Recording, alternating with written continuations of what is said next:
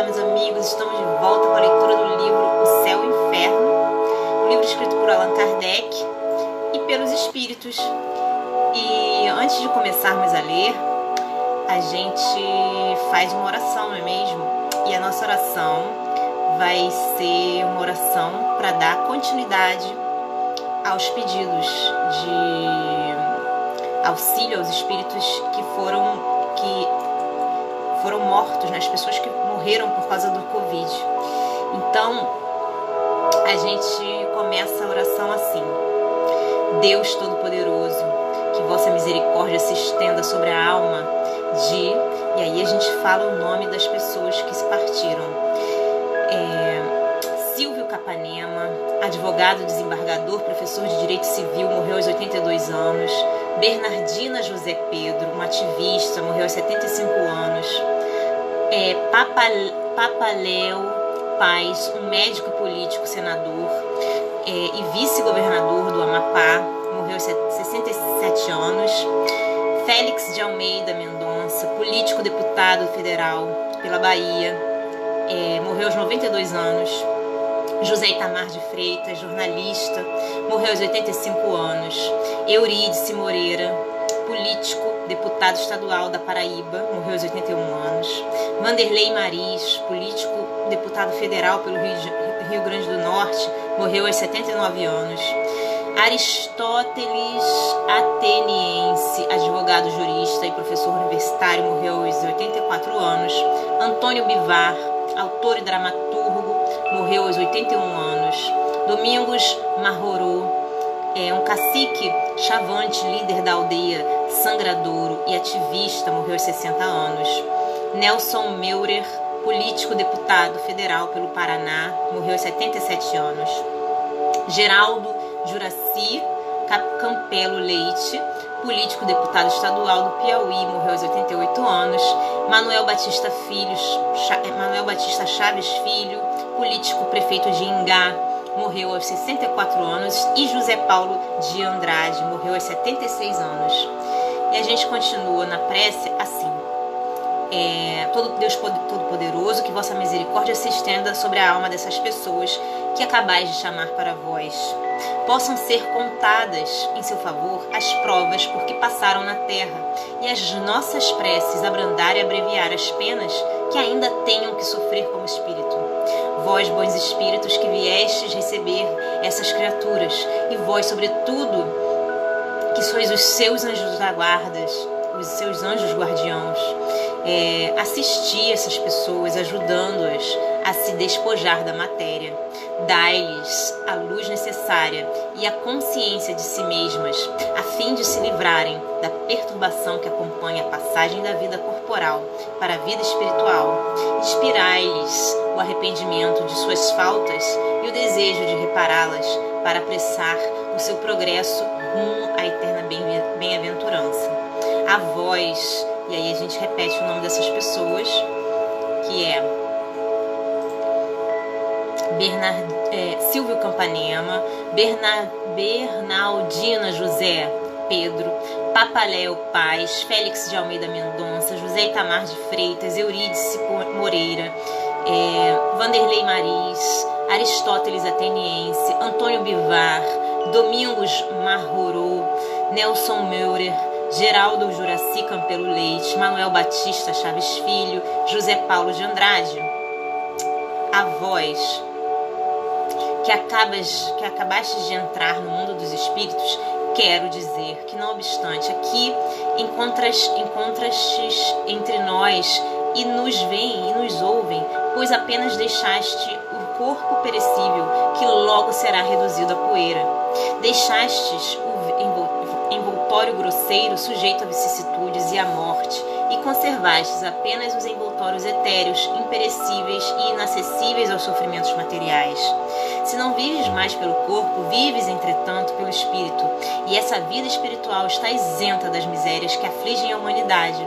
Não tens mais sobre os olhos o véu que nos oculta os esplendores da vida futura.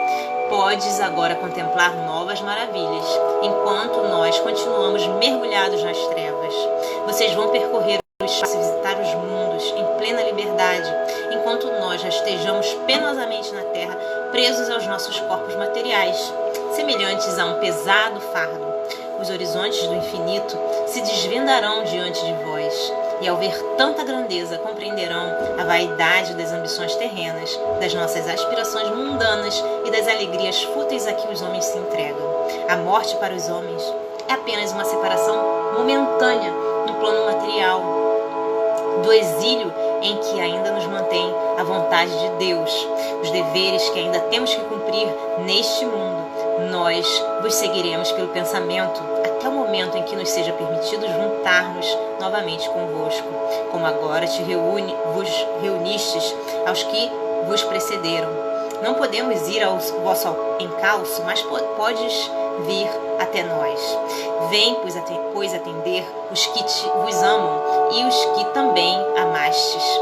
Ampara-os nas provas da vida, velem pelos que vos são caros, protege-os segundo as vossas possibilidades, suaviza-lhes as amarguras da saudade, sugerindo-lhes o pensamento de que estão agora mais felizes e a consoladora certeza de que um dia estarão todos reunidos num mundo melhor. No mundo em que estão, todos os ressentimentos terrenos devem extinguir-se, que possam, para a vossa felicidade futura, permanecer agora inacessíveis a eles. Perdoem, pois, a todos os que possam ter cometido faltas para convosco, como aqueles para os quais errastes também, vos perdoam. Bom, gente, essa foi a leitura de hoje, e aí a prece de hoje, e aí a gente abordou, né, para uma evocação. E a resposta é o seguinte: essa evocação não tem um espírito que assina embaixo. Então eu não sei se foi escrito também pelo senhor Renaud, né, Jean Renaud. Eu não tenho certeza, então não vou dizer que foi ele, tá bem? Então, dentro da evocação, o espírito respondeu: acudo com prazer ao vosso chamado, senhora. Tendes razão, a perturbação espiritual não existe para mim. Isso correspondia ao pensamento da médium, tá? Exilado voluntário na terra, onde devia lançar a primeira semente sólida das grandes verdades que neste momento envolve o mundo. Eu sempre tive a consciência da pátria espiritual e depressa me reconheci entre irmãos. E aí vem uma pergunta para o espírito, que é a seguinte: agradeço a vossa presença, embora não creia que o simples desejo de conversar convosco determinasse a nossa vinda.